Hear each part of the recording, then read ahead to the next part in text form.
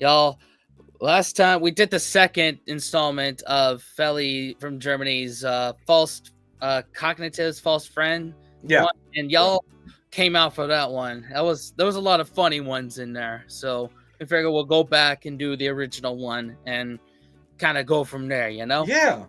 I mean, we go off of what you guys come out for, so this is interesting. It's all interesting, to be honest. Yeah. So, yeah. And let's see. I mean, come on, anybody that can incorporate a dick joke into this kind of stuff is always invited to the cookout. Yeah, So always. So let's dive in. You ready? Yeah, let's do it, man. 3, 2, 1. Mist, sensible, chef, or pepperoni pizza? Be careful when you use these words because even though they're really similar, they do not mean the same in English and in German. Pepperoni? We're about to find out. What? Pepperoni. That's why we did this second one. It's just because it's things like that you wouldn't even think about. But now I wouldn't even give it a second thought. But now, really? Okay. Yeah. Hallo, servus, and welcome back to my YouTube channel. In case you're new here, my name is Felicia. I'm originally from Munich, Germany, but I've been living in Cincinnati, Ohio, off and on since 2016. So those of you who are a little familiar with both English and German probably know this. The two languages are actually related. They're both considered Germanic languages and use a lot of words with Latin and Greek origins, which often makes studying vocab in the other language and translating sentences so much easier because a lot of the words are pretty similar. Water is Wasser, document is Dokument, fish is fish, finger is Finger, and so on.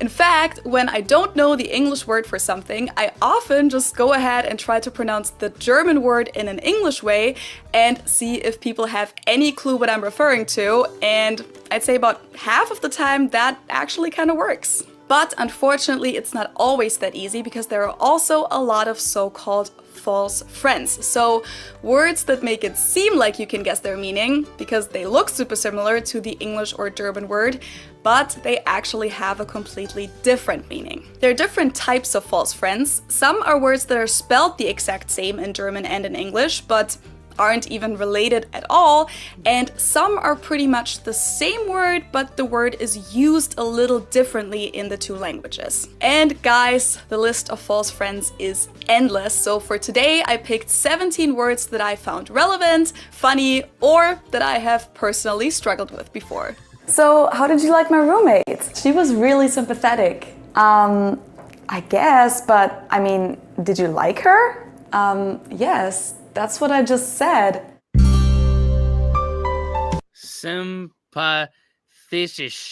Sympathetic. All right, let's just let her talk.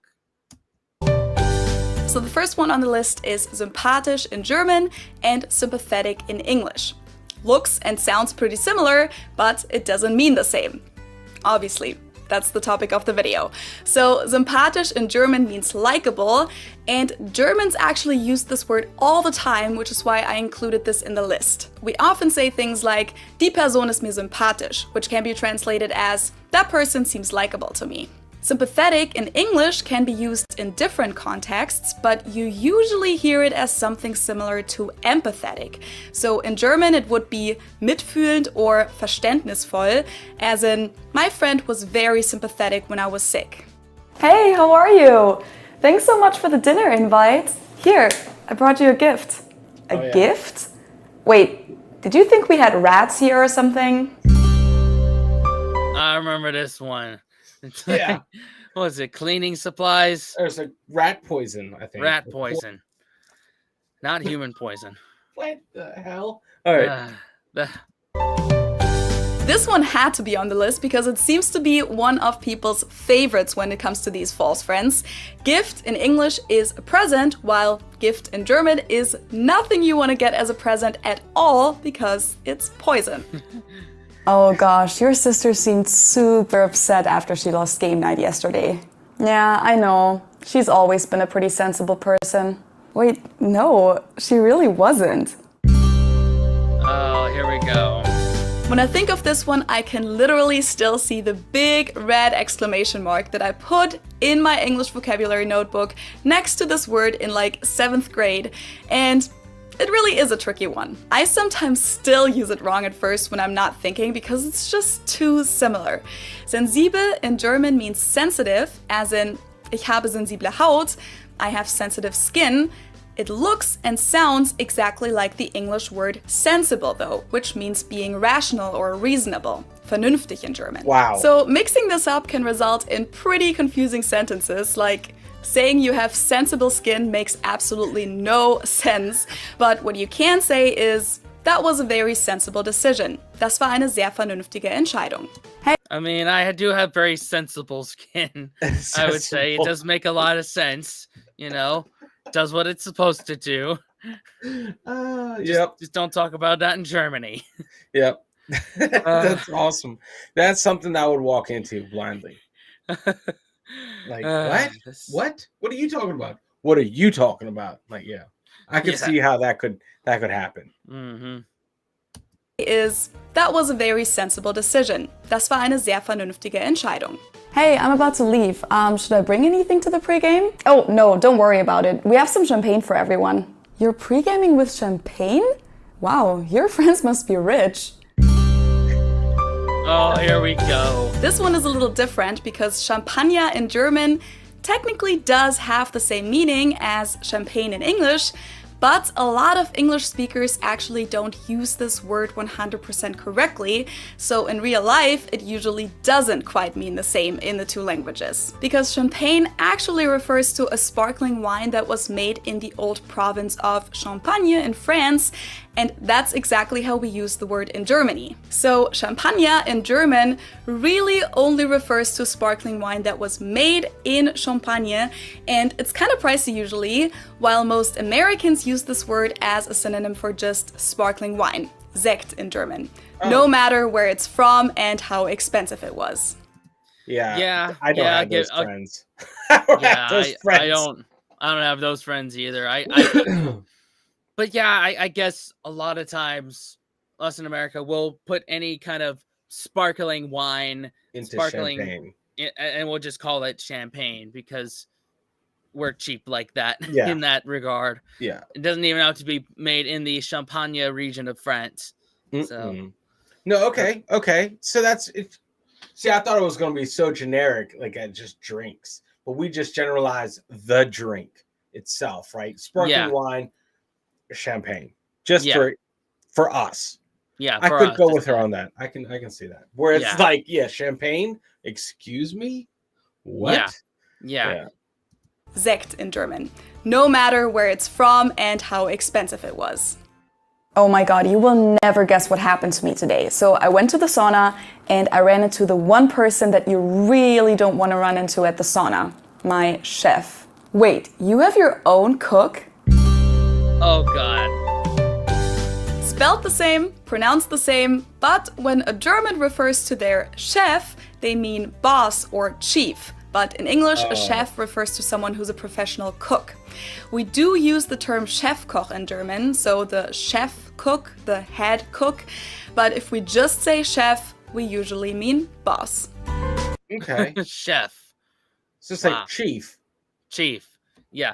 Yeah, you definitely don't want to run into your boss at the sauna, or your chef. Or your chef. Yeah, you want to keep that relationship professional. Man, drinking champagne, running into your chef. Man, what is this? A bad day for German. Man. Wow. Head cook, but if we just say chef, we usually mean boss. This one is one of my favorite false friends ever because I'm sure this word has caused so many wrong orders in this world. It's not just confusing with German and English, but it's also an Italian false friend. So if you order a pepperoni pizza in Germany, you'll get this, a pizza with hot peppers.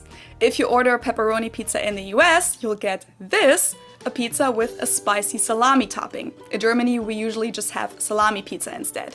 And in Italy, if you order a pepperoni pizza, you'll get this, a pizza with bell peppers. Oh, languages are fun.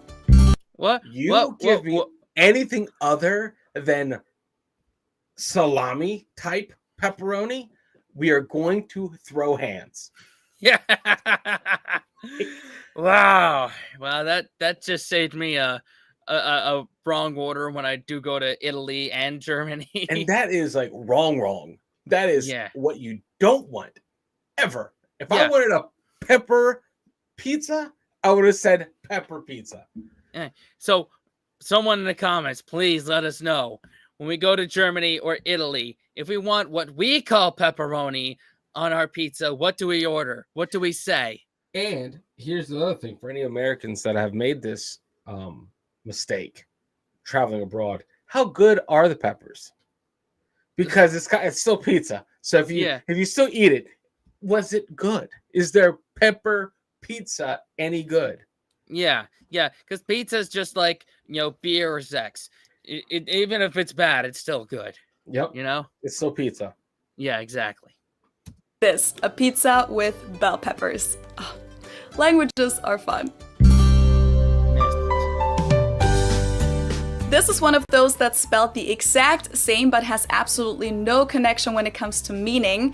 Mist in German is basically a more proper word for Scheiße, which I'm sure most of you have heard before. Scheiße means shit or crap, and the German word Mist is pretty much just a synonym. It's used in the context of horse dung, Pferdemist, but also as a more appropriate curse word. Instead of yelling Scheiße when something goes wrong, you'll also hear Germans say Mist. In English, Mist cannot be used as a swear word because it simply means Nebel or Dunst.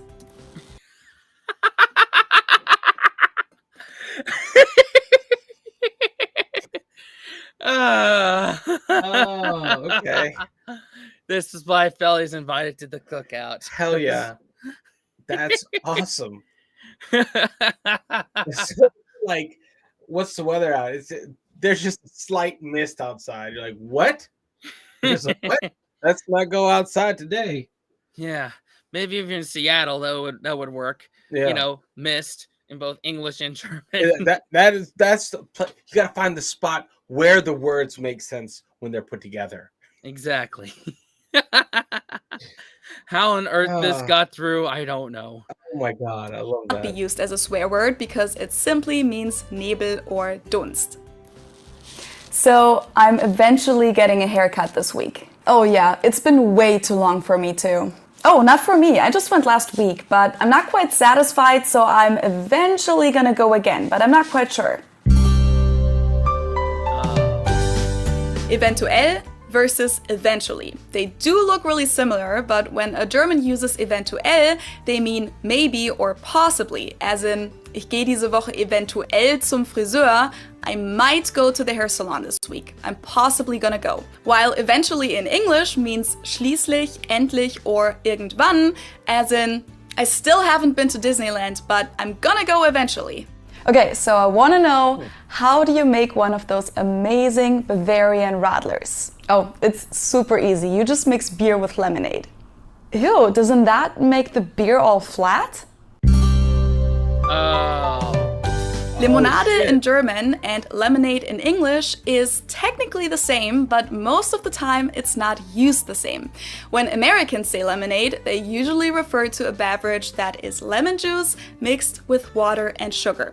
It's on the menu of most restaurants, and if you order a lemonade, you'll usually get their house-made lemonade, which isn't carbonated, by the way. When Germans say Limonade though, or the short form Limo, they usually refer to a lemon-flavored soda like Sprite, or they may even refer to soda beverages in general, like Coke and Fanta, etc. So when a German says Radler is beer mixed with lemonade, it means it's beer mixed with lemon soda, which is carbonated. I just don't. Okay. So like a shanty? A shandy. Yeah, that's what we would call that. Like Leinenkugel, summer shandy. It's like it's beer mixed with lemonade.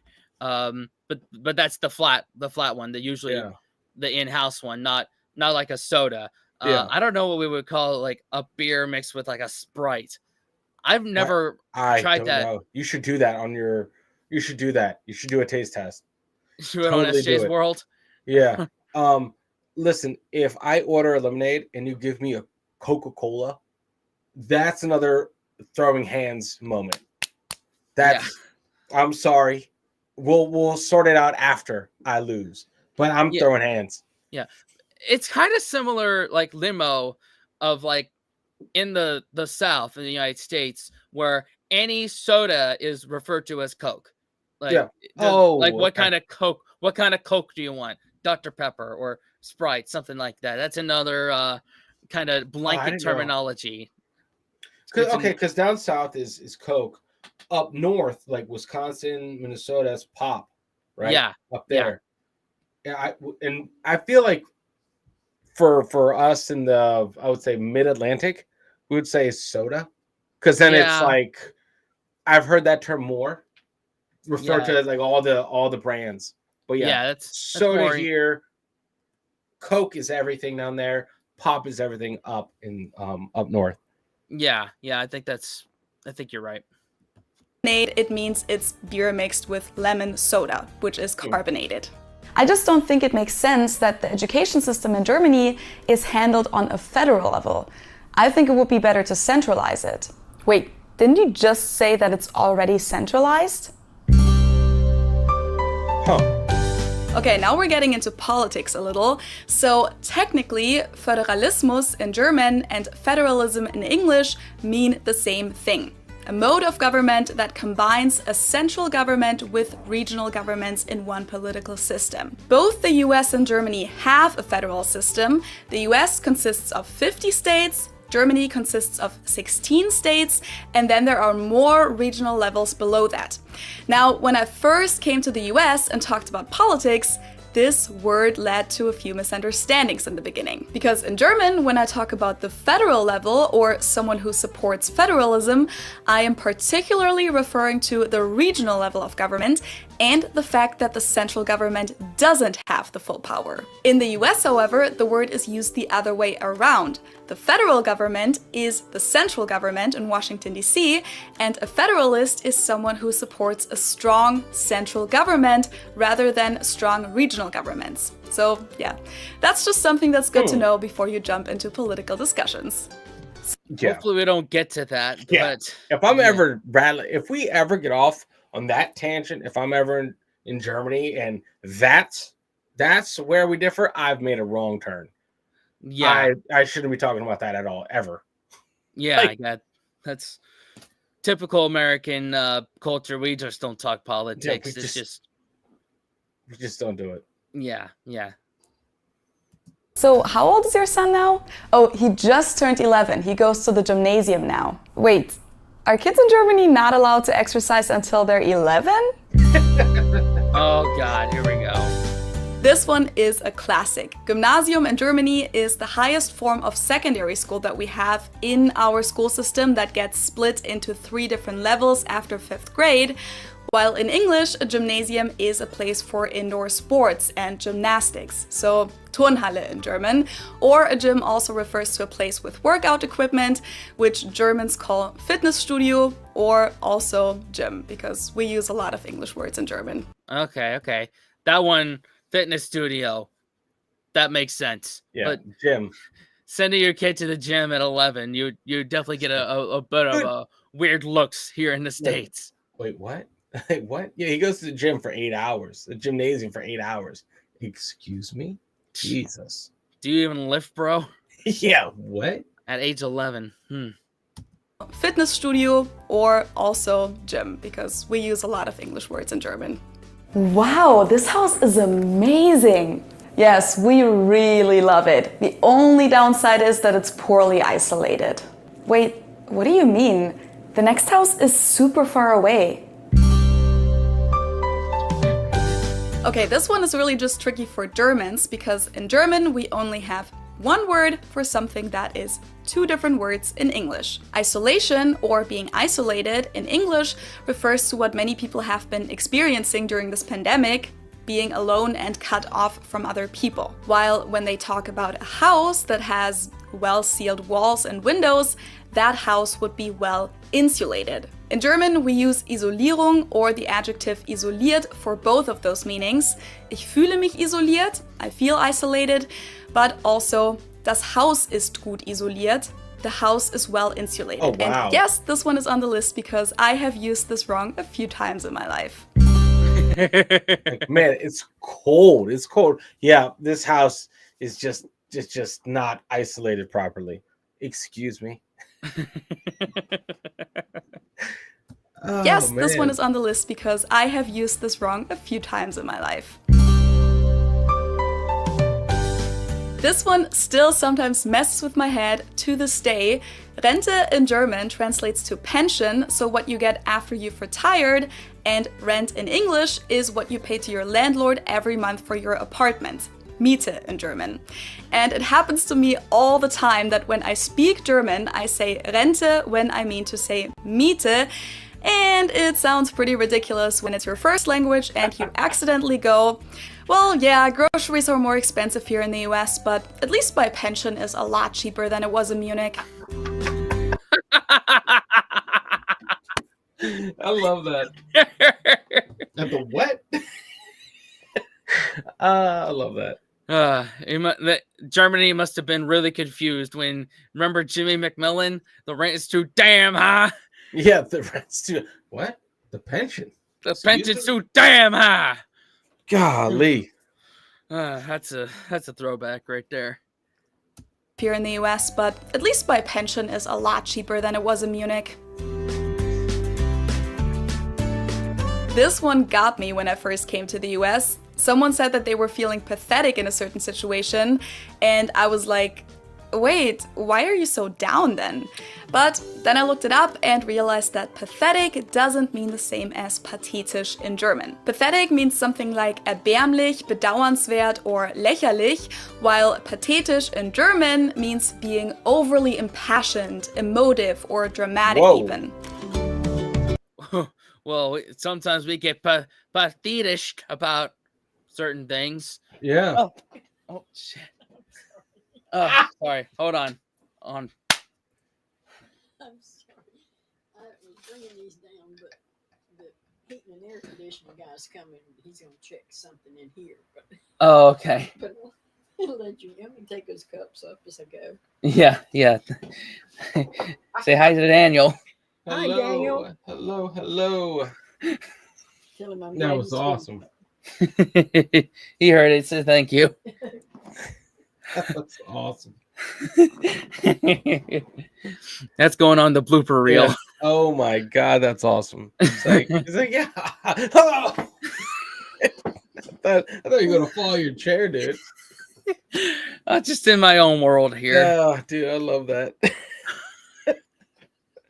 Oh, God. Okay. Where were we? Okay. Yep. Yeah. All right. Being overly impassioned, emotive, or dramatic even. This is another one that I didn't really learn until I moved to the US, because Americans use this a lot in everyday life. Hey, what's up? How was your day? Yeah, it was decent.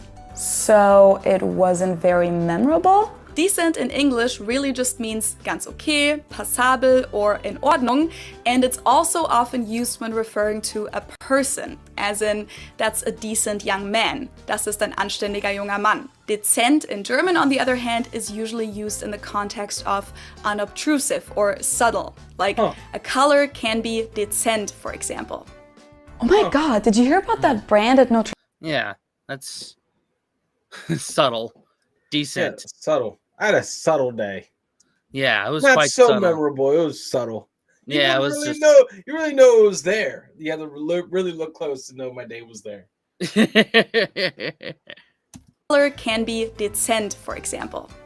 Oh my god, did you hear about that brand at Notre Dame? There is a brand called Notre Dame? Are you talking about the football team? Here we go. This is another one of those words that look the same but are completely different.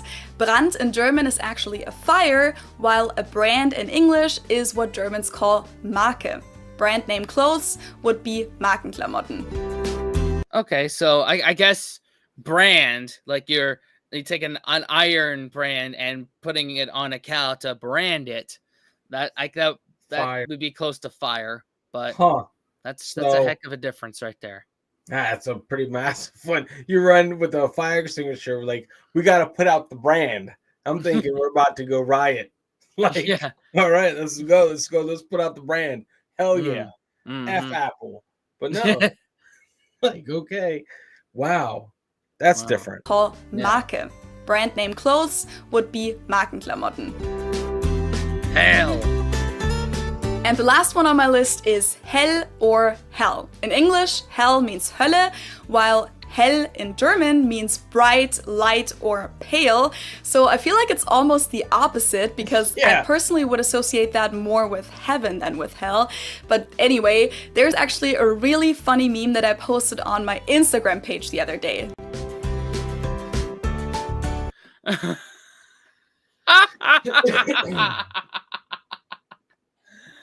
Oh my god. Oh my God, I love that. Die in hell. It's a sentence you can use to buy shoes. Oh, that's great. I'm gonna try that in Germany. Someone, unless somebody in comments stops me from that. In English, this sentence is pretty clear, I think. It's kind of brutal. Die in hell means stirb in der Hölle, while in German, the sentence is as innocent as buying shoes can be. Die in hell means those in a light color.